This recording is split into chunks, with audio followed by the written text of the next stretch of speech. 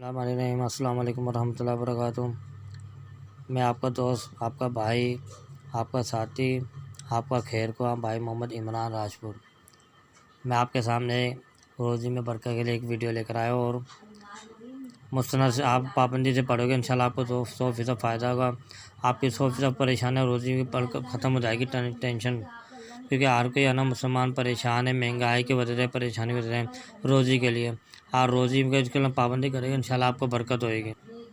آپ دیکھ سکتے ہو روزی میں برکت لیکن وجہ سورہ فلق کا لاج آگے نہیں مگنے کا وظیفہ پڑھ سکتے ہو، روزی کا اصل عمل بھی پڑھ سکتے ہو آپ انشاءاللہ پابندی سے۔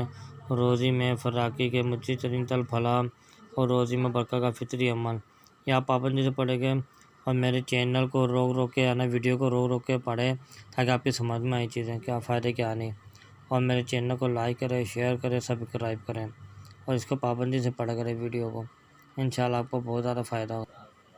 آپ یہ دیکھ سکتے ہیں ویڈیو کو، اس کو پابندی سے پڑھنا ہے۔